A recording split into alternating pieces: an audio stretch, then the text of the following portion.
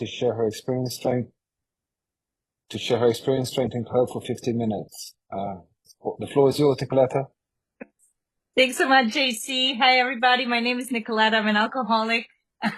I'm also a drug addict, a cocaine addict. I have never in my 17 years sober said that. So I'm just like so happy because I'm a member of Alcoholics Anonymous that I can introduce myself as that because that is also my truth. So I was reflecting that, my sober date is September 15, 2006. And almost 17 years ago, I sat in a treatment facility, and somebody allowed me to use a CD player and listen to this talk by a woman named Layla or something like that in California. And I married her. I fell in love with her. She gave me so much enthusiasm, hope, and inspiration for recovery, the way she talked about her transformation and the way I was able to relate with her at such a young stage of my early recovery. And she was a member of Cocaine Anonymous, and I was just blown away. And, being invited to this meeting really brought up that memory that's been kind of buried for 17 years almost. So I'm really, really grateful for that. I'm always humbled to be asked to speak. I stand in the way because I feel small and insecure and incredibly nervous. But I also, after 17 years, know that and have absolute faith about stepping into the unknown. I trust it. I trust the unknown in a way that I have never been able to trust before. And just that brings tears to my eyes. Just that. And I can name a few things like, I didn't even know what a feeling of gratitude felt like. I didn't know what that feeling felt like until I got sober. And I was able to be exposed to this way of life and this design for living that connected me from the neck down, as opposed to disconnected me from my heart and from the depth of my being. And I hope to honor that, for the rest of my life. So my sober date is September 15, 2006, not of my own choosing. I'm from over there. Bill Wilson talks about it in his story when he was over there. I'm from over there across the ocean. It's a small country in the Balkans. It's called Serbia, former Yugoslavia. I got sober when I was 27. I'm 44 years old. I know I look younger. Thank you. I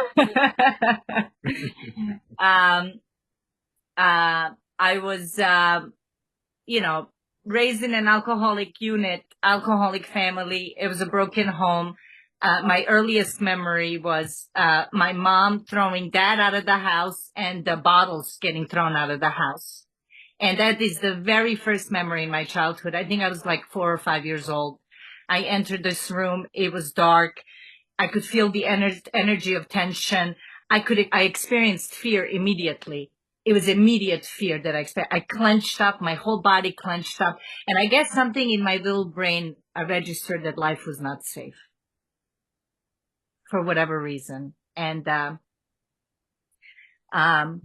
I saw the destruction because my father was an alcoholic and a gambler, and in my childhood, and I saw, mom's anger and the way we were all impacted and the way we were all affected. And I was incredibly curious about booze because it seemed to be so important to him.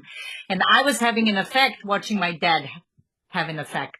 I was having an effect watching him have an effect. He would take the booze. He would take a few drinks. He would relax. He was like approachable. He was willing to like be patient with me. Like everything seemed, tolerable. And when he was like nervous, when he was like restless, irritable, and discontent, my favorite words in the big book, and I'll say that a million times about the big book because like every word in the big book is my favorite word in the big book. Like, so I'm not lying. I'm just telling the truth in that moment. But restless, irritable, discontent is like literally the best description of the internal like climate that I would see in him. Like he just was like a little frustrated. He was just like a little bit on the edge, like, when the booze was not around or when my mom tried to control his drinking, right? Or not allow it. And I could sense that. I could see it, right? And so, like I registered like, I want to know what that's like. I was curious. I also registered I will never be like my dad. I had a clear understanding that that's not how I'm going to roll in life, right? As though I was in charge of my life, right? As though I had the control, right? And my first addiction was, I would say, addiction to thinking. That was my first addiction. And because it was so uncomfortable to be in my own skin, because I didn't really know who I was or what I was, and I was already experiencing that restlessness, irritability, and discontent that the big book so beautifully talks about, right? I would prefer to be in anybody else's story than my own. So I was absolutely addicted to the movies and to books. Like I would read literature on a bus and I would get lost because I would just be so in the story of whatever I was reading. And then that translated to an addiction to sugar, which was my first 3 attempts at stealing, and I failed miserably. If you ever try to rob anything with me, you're definitely getting caught. We're both going to jail. I promise you. So I'm a horrible, horrible thief. So, that didn't work out, but, I just wanted to be, I just wanted to be out of this moment. I wanted to be somewhere else. I wanted to feel differently. There was that restlessness way, way before I developed the mental obsession and the physical craving for my drugs of choice, or I would say my drugs of no choice, right? And we'll talk about that. We'll get to that. And then, life went on, just, moving along, doing the best I can to pretend that, that I know what I'm doing and that, and thinking that and comparing myself to everybody that I see on the outside as though like they have some magic formula on how to show up for life and how to like live life. And I'm just like the one confused, but I don't really want to tell you that. And, when I was 14 years old, we came to, New York City, and within 2 weeks we were homeless. This is a real shift in my life, right? And I talk about these shifts not because any of this makes me an alcoholic. None of this makes me an alcoholic. The only thing that makes me an alcoholic is once I start, I can't stop. I have a physical craving. I have a phenomenon of craving. I get thirsty when I start drinking. My experience abundantly confirms this. And when I'm not drinking or drugging, I want to drink and drug. And I have a mind that consistently takes me back to drinking and drugging, even though I have every reason not to pick up a drink or a drug. And I've had tons of consequences, wishes and desires not to do that. And yet, despite all of that, I still pick it up. That's what makes me an alcoholic. That's what makes me a cocaine addict. But way before that, right? These life experiences, for whatever reason, developed what we call in the big book old ideas. I had some old ideas that were running my life. I had some ideas about how to show up in life, what life was about, what relationships were about, how to relate to others. And I think that this is what the big book really like this is the root and branch that they tell us to like investigate. This is what the step work is really about, to uncover this stuff, to question this stuff, to take a look at, is that really true? And so when I was 14 years old, we were homeless in New York City, me, my mom, and my sister, and there was like quite a long period of struggle, right? There was a long period of struggle. We were homeless. We were hungry. We lived in abandoned buildings. We worked 3, 4 jobs. The American dream. I was an illegal immigrant, going with the flow, trying to succeed. And let me tell you, at 16, I lived alone supporting myself. These experiences, and I love how Bill talks about it. I really relate to Bill's story in that sense. He talks about I, who had thought so well of myself, my abilities. I was cornered. Like, I felt that if I can get through that, if I can get through these challenges that I've been through, there's absolutely nothing that I cannot get through. Absolutely nothing that I can. And I relied heavily on my mind to come up with the solutions to all of my problems. And my mind, that's the self. That's me playing God. Today I realize this is what the book means when it says, first of all, we have to quit playing God. Why? It gives us an answer right away. It doesn't work.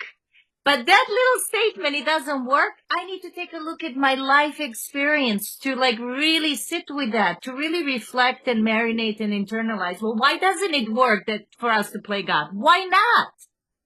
Why not? I needed to really see that in my personal experience.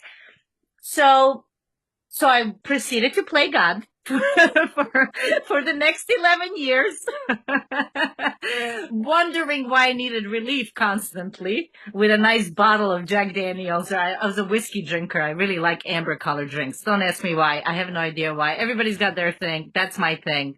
That's what I like. Except at the end, I wasn't exactly, drinking top shelf, and there were plastic bottles and it was by price. But I'm laughing about this, but oh my God. So I was working in a restaurant when I was 16 years old. I was supporting myself. I had this little apartment in Manhattan. It was a studio apartment. And I graduated high school a valedictorian within 2 years. I got accepted into 30 universities. I got numerous diplomas. They told me I was smart. Teachers wanted to adopt me. I received a lot of praise. I was a good girl. I showed up. I did. But that also gave me this idea that I could have this other life, this hidden secret life, because I couldn't show them that I was hanging on by a thread and struggling all the time to make it. So there was a lot of, I call it pretending, but we can easily call it manipulation, right? Managing. This is how I was trying to manage how you saw me and trying to prove to myself that I could succeed and I can live life. And there's a line in the book that talks about living life successfully. And I had a wrong idea of what it means to live life successfully. I thought accumulation of, a good paycheck and diplomas and praises from those around me was living a successful life. And yet internally, I felt incredibly broken and incredibly disconnected and incredibly empty. I didn't see that back then. I did the best I could with what I had and what was driving me at the time. And I see that today. And I know that today. And it couldn't have been any other way. And I don't regret any of it. But this is my story. And I don't know if anybody can relate. So when I was 16 years old, I was working in this restaurant, which I had access to alcohol. And out of that curiosity from that experience that I told you about my dad, I brought home a bottle of gin and I was home alone and I drank from the bottle and it was love at first gulp. I mean, literally, it was love at first gulp. I mean, seriously, only an alcoholic knows what I'm talking about. I don't know what happened. Was the phenomenon of craving active immediately? I don't know. All I know is I really liked it. I really enjoyed. I enjoyed it so much that I wanted to drink more, and I drank from the bottle, and I drank fast, and I drank a lot, and I drank by myself, and I was at peace. And I wanted to do it again. I felt like I discovered something. I heard the speaker say, usually we discover continents. I discovered gin at 16. It felt like a discovery. It felt like something amazing has occurred. There was a glimmer of hope. It gave me this enthusiasm for life to proceed, to continue, But what I realized also, it empowered me to meet the overwhelming nature of life. And how I experienced life, even at 16. It empowered me. It allowed me to move forward. And that's where my relationship with alcohol begins. And at 18, I dated a guy who introduced me to cocaine. I never talk about this. I'm so happy I get to talk about this. Thanks, Cocaine Anonymous. Yay! So at 18, I was with a guy that introduced me to cocaine. He left and cocaine stayed. And by 19, I was 80 pounds, gray, malnourished, underslept.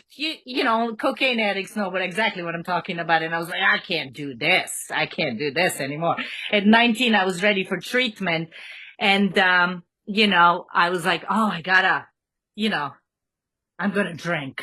I'm going to drink and smoke pot. I got to lay off this hard stuff. That's really a problem. So,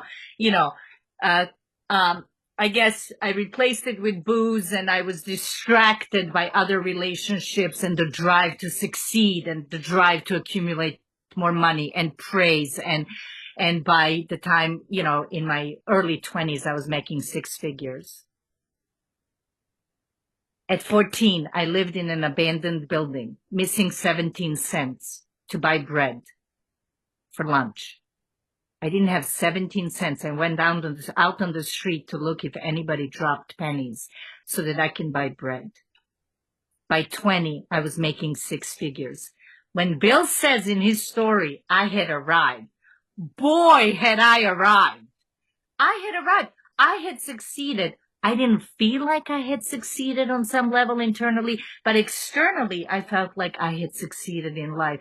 I have accumulated certain things, material things. I was seeking experiences. I was seeking connections. I was seeking to be uplifted. And I thought it came with these things that you can put a price tag on. They were not priceless. Those things were not priceless. And, booze became like that lubricant that allowed me to proceed and to continue to meet life and to meet the confusion of life and the sense of internal unmanageability that I was experiencing with my emotions and with my feelings about, just the difficulty of living a life. And I put myself through college, and I went to college full time for 6 years. Only alcoholics know how that happens.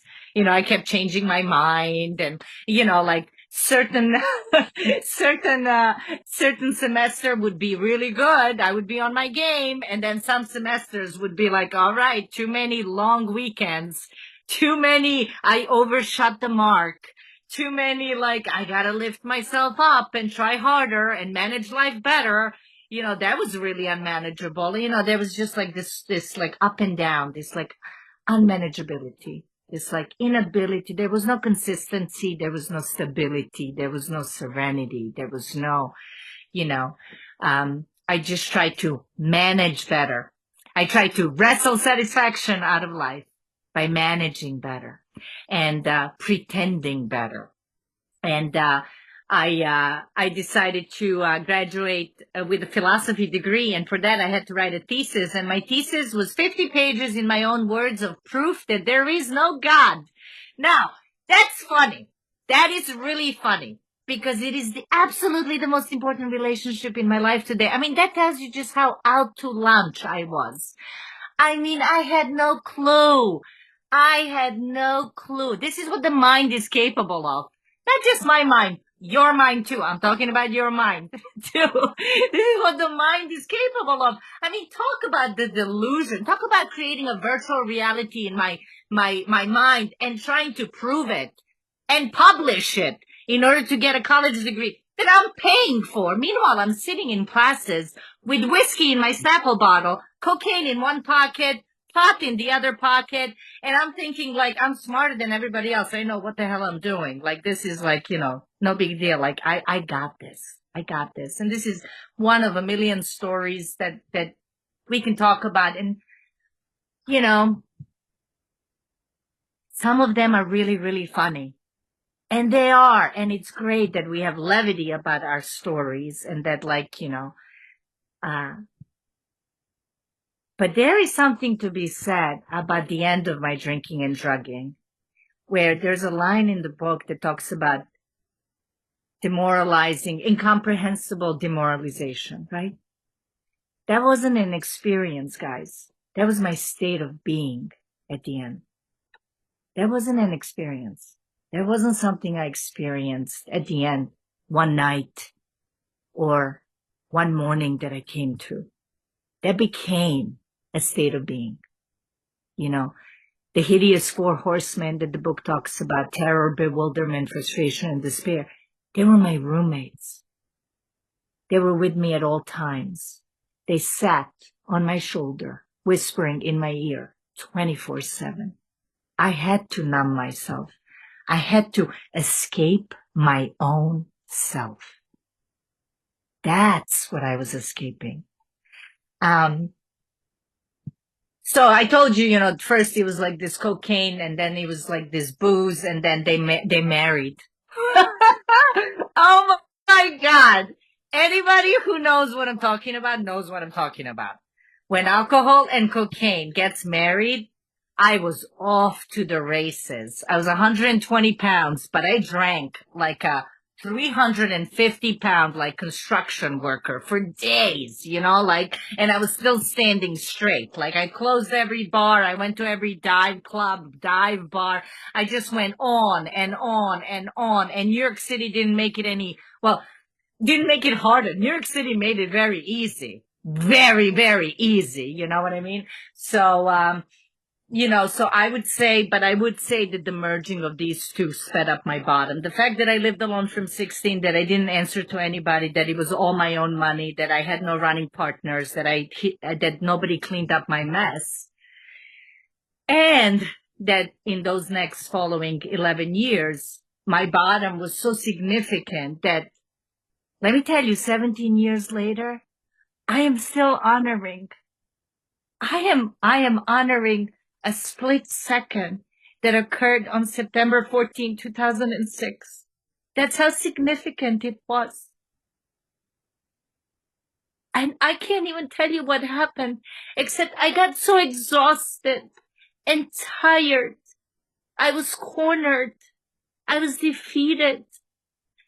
I tried various ways of controlling and managing my drinking and my drugging and my thinking and my life. I really tried. I had the best intention. I did. I just wanted to be real, and I just wanted to connect, and I just wanted to succeed. I mean, this was a genuine prayer, and I failed. And at that time, when I was failing, I thought it was like the worst thing happening, but that's exactly what the recipe is.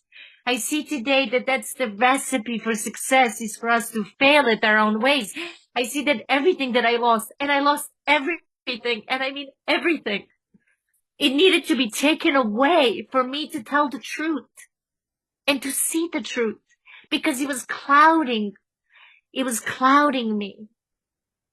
Everything was clouding me. The job was clouding me. The man was clouding me. The apartment was clouding me. It was like I was buying a wrong message that I could still figure it out.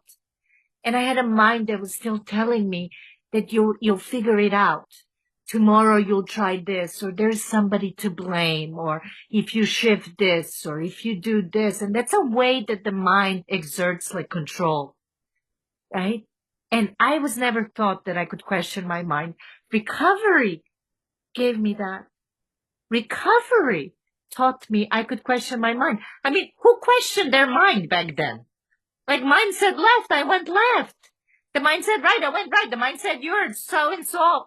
Yeah, you're so and so. I'm so and so. I believe that too. So I didn't know that I could question my mind.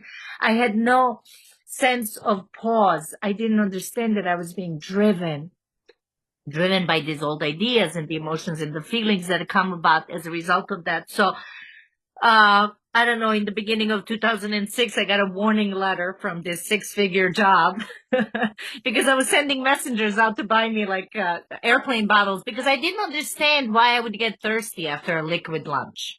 I just didn't understand. I didn't understand the phenomenon of craving that qualifies an alcoholic. I didn't understand why I couldn't drink like a lady. I didn't understand why I couldn't have a happy hour. I never had a happy hour, and I didn't drink like a lady, and I didn't sip it. I went for one time I went to, wine tasting. Oh my God, I got wasted. I couldn't get up. I like fell.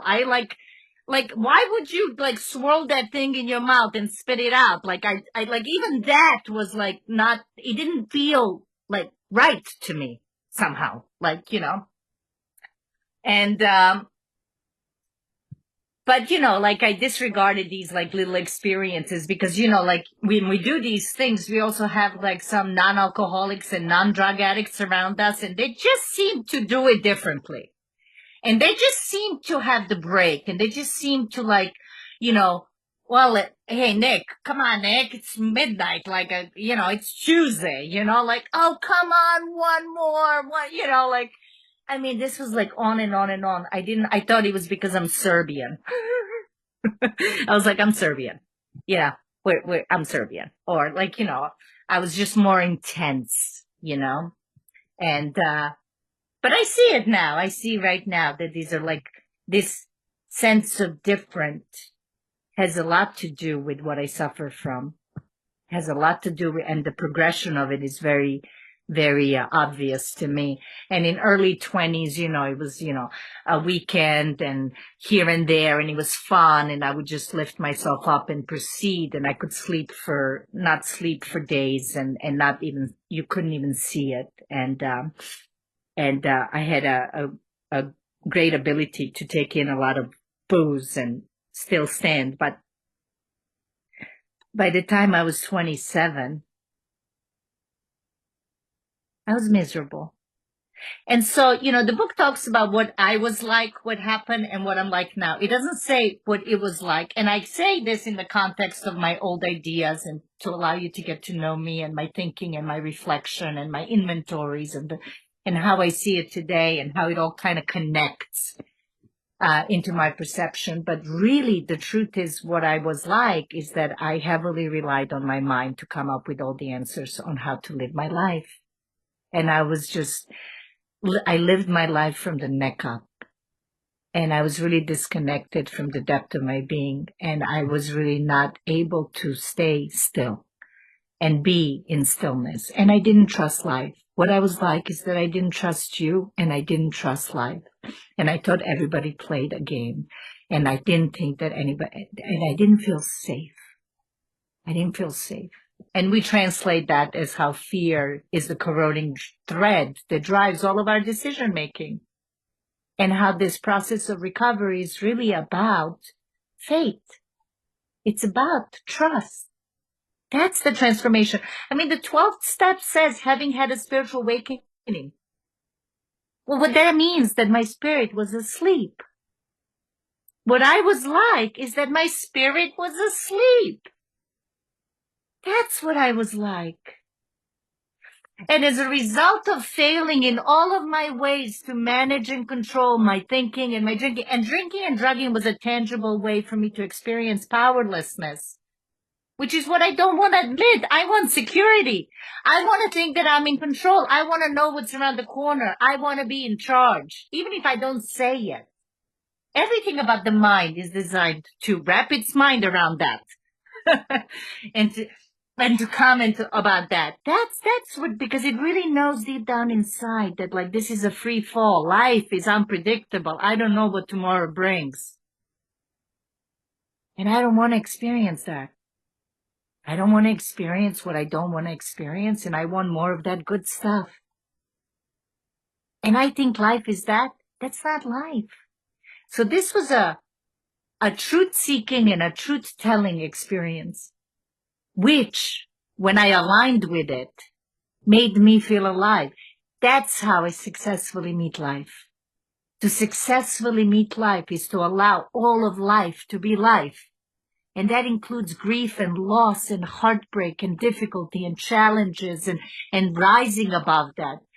The book talks about rising above our problems. It doesn't say that the problems will go away. It's how can I be in this life and be part of life and be aligned with life and welcome life and say yes to life. Otherwise, I have to manufacture that on my own power. Because the truth is, somewhere deep down inside, I know I don't have that power. I don't have that power. And so on September 14, 2006, I just couldn't get drunk enough. I couldn't get high enough. This was 6 months of not working at this point. There was no ability to have a relationship. I was unapproachable to my family. I told everyone to F off and to leave me alone. It's my life. Everything got shut off. All the utilities got shut off. I've had an eviction notice. I was losing the apartment that I was in for 11 years. I was unemployable. I was starting to have medical issues as a result of my drinking and drugging. I was fainting. I was having seizures. I was only 26 when I started having alcoholic seizures. I mean, I was like really not doing well. And I was on this road of self-destruction. I told you I was living with terror, bewilderment, frustration, and despair. It was ugly and it was dirty. And I did not walk into Alcoholics Anonymous or Cocaine Anonymous. hi, I'm an alcoholic. Yay. I was like, like I was like on the verge of dying. Like I was like depressed and like, like I was like, lost, and, and, I told you my story. So I've met certain challenges in life and I got through them and I had this like incredible drive to live and an ability and a resilience to tolerate a lot of pain and a lot of challenge. And, and this like family that's like, put your big girl pants on and kind of move on and keep it going. And, I was on the floor of my apartment defeated. And I collected 99 pennies and I went to the bodega across the street and I bought a Colt 99 cent Colt. That was my last drink after convincing my neighbor to open up a bottle I saw in the corner of my eye in his freezer and beg him for a drink. And everything about that was like shameful. Like I was seeing what they were looking at. Like something registered. And today I know that we don't share a message on the level of the mind, right? Like I hear speakers and my heart moves. Like something in me is touched. And then after the meeting, somebody's like, well, what did theory say? And I'm like, I don't fucking know what he said. All I know is I was moved. I was moved. I was touched. Like I related. He reminded me of something. And I think we remind each other. That's what we're doing. We speak the language of the heart.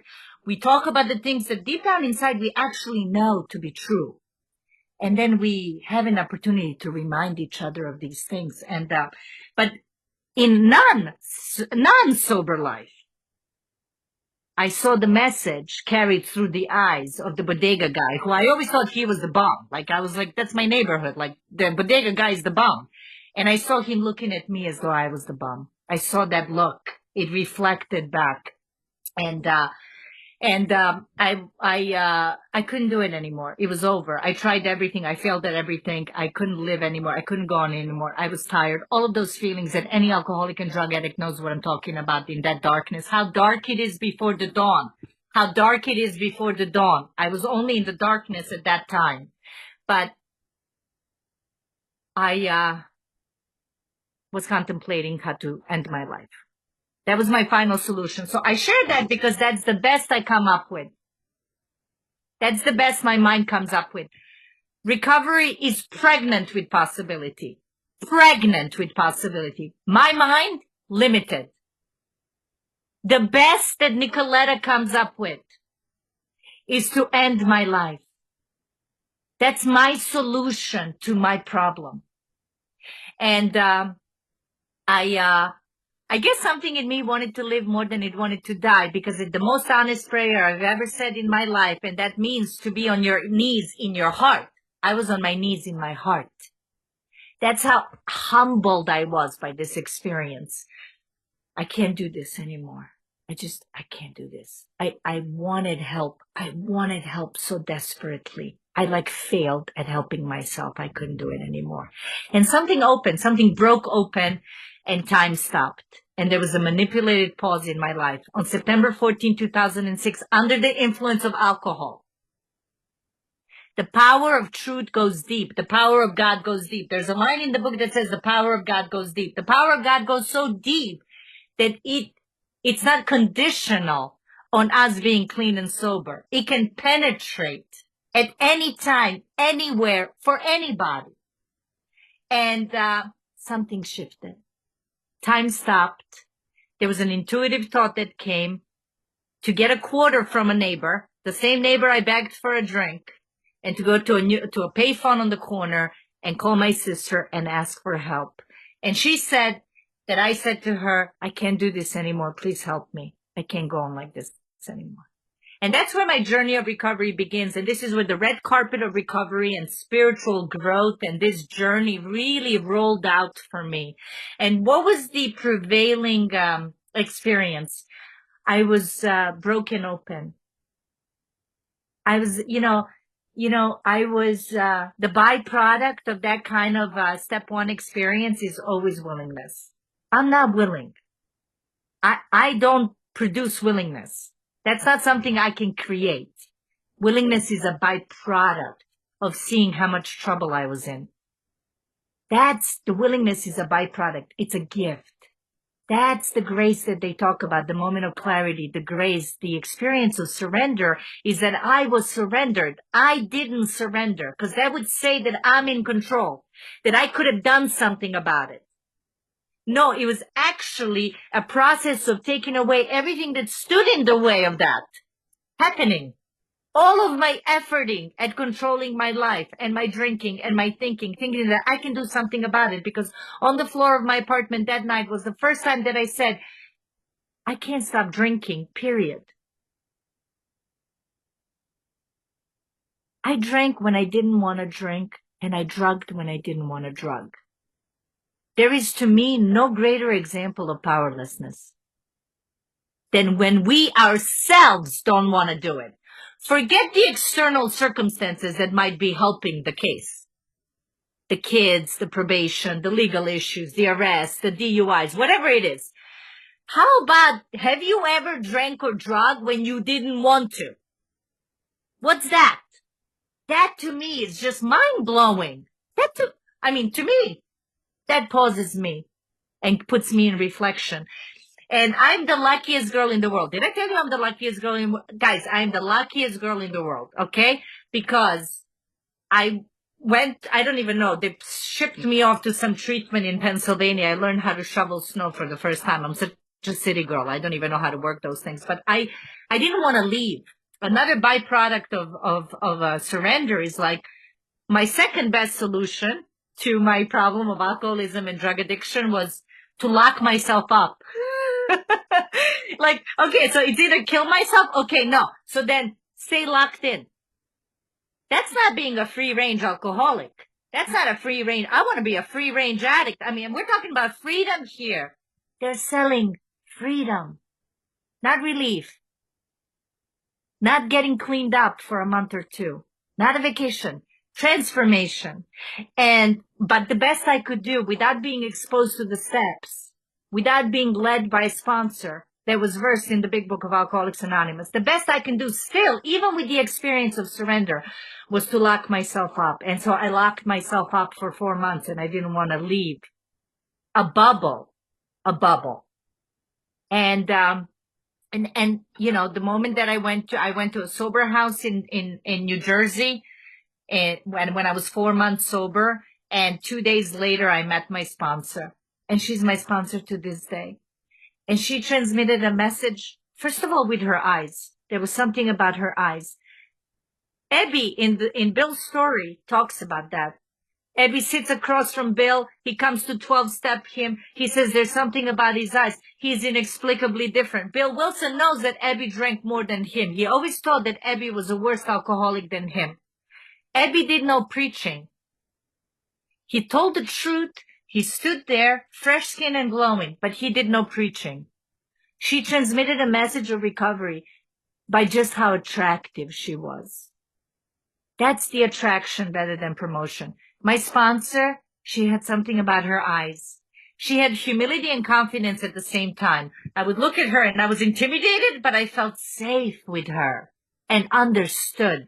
She spoke my language, but not in a judgmental way. There was no judgment. There was nothing to prove. There was nothing to defend. There was nothing to explain.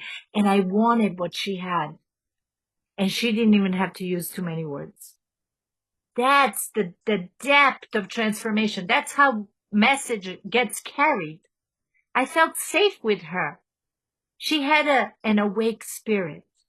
Her spirit was awake as a result of the 12 steps. And thank God she told me the truth about how sick I was and how much trouble I was in. And this thing that I got is not going away. It's not going away. And then we're going to, you know, follow the directions of the big book of Alcoholics Anonymous. And we're going to have an experience with this work. And if I was willing to step into the unknown, and she knew that I could shut down any idea about God, because I told you about my thesis. So she said, are you willing to step into the unknown? I didn't have to have an idea of God. I just needed to have the willingness.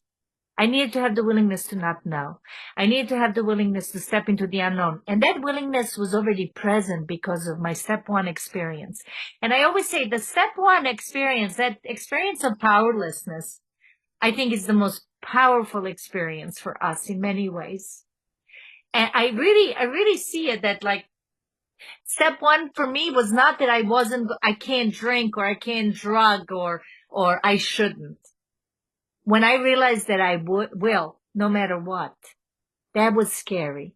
Because I told you I drank when I didn't want to, and I drugged when I didn't want to. And to recognize and realize that no matter what I thought, felt, had on the line, wished, even in my own experience, that somehow, some way, I will always pick it up, no matter what. That was scary. That was scary. And we proceeded to have this experience with the work, and I have such admiration and such respect for my first time through the work. And I see the mechanics.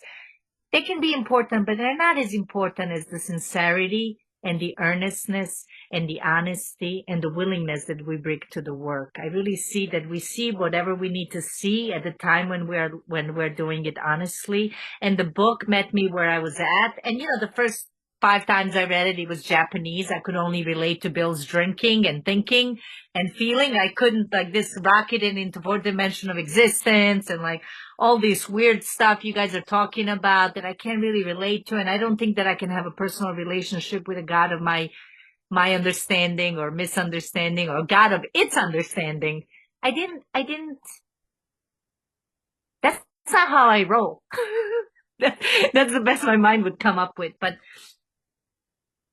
But I would say that I was carried by that step one experience. I was carried. Something carries us. Can I give my attention and intention to that something is carrying me? And she taught me how to pay attention to the white between the words. What they were pointing to, not what they were saying. So that I can marinate and internalize and personalize and reflect on what the book was pointing to. And just like the finger pointing to the moon, it wasn't the moon itself, but the finger pointing to the moon was an important pointer. And the book is pointing to something. It's pointing to this spirit awakening. It tells me. I can't believe I spoke for 45 minutes. I don't know what happens. It's just like something like wakes up and something just opens and like just I didn't even like totally get sober yet. And I already had 45 minutes. Jesus. But you get the gist, So, I love the line 50 in page 55. It talks about that deep down within us, in every man, woman, and child is the fundamental idea of God. And how it is to be found is when we search fearlessly and diligently. It is only there that it may be found, this great reality. And the book really talks about that the presence of the awareness of God or God consciousness is the fact of our life today. I trust life today. I trust life even when it hurts. Even when things happen that I prefer not to happen. Even when the man that I was with for 11 years marries his neighbor. Even when my dad dies young across the ocean and I'm not there holding his hand and we didn't have enough time together. Even when pain comes. Like today, I see the heart is big enough to bear it all. That there's a way that I can live in constant surrender, voluntary surrender to day-to-day moment, that I can be present. And it's in this presence and in the stillness and in the space that's here and now that I can meet life the way it is. To me, that's to meet life successfully. Because that makes me feel life and feel alive and feel connected and feel inspired. And it comes. It just comes. And I got to see the old ideas that were standing in the way of that. And I got to see the roles that I played as a victim and a martyr. And I got to see how I took away my autonomy by blaming others. I got to see how I lived in the virtual reality of my mind and not here and now in the reality. That the reality is never really the problem, but my idea about it is the problem. What I tell myself about it, the stories in my mind is what creates the suffering and what creates the resistance. It's the resistance to what's happening that's creating the suffering for me. And the mind wants to put its blame somewhere and it wants to conclude it and it wants to wrap its mind around it. And I don't have to live like that today. I live with uncertainty. I live with nothing in me wants to show up at 3 p.m. to this Cocaine Anonymous meeting because I'm small and insecure and nervous and this is not how I want to roll and I don't want to speak. And then I trust that something's going to come out and no matter what happens, it's going to be okay. And then it ends. And then I'm like, my heart is bigger and I feel fuller and I feel more alive and I feel that something was present other than that smallness of mine. And that I'm in awe of that. That I'm in awe of. I'm in awe that I have 17 years sober and this thing is still fresh and I know so little and so much more gets delivered. I'm in awe that 17 years later, after reading the big book and sponsoring hundreds of women and listening to hundreds of fifth steps, I still get inspired and see something new.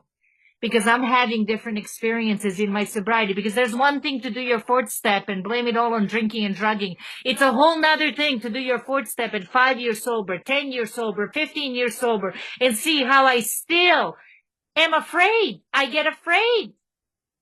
And I get small. And I still, the mind wants to pretend and manage things. And pride still gets in the way. And I need to see that. And seeing that sets me free. And keeps my heart open. No idea where I'm at, but that sounded like a juicy, good ending. Thank you so much. I love you so much, and I love recovery. Thank you, Nikoleta.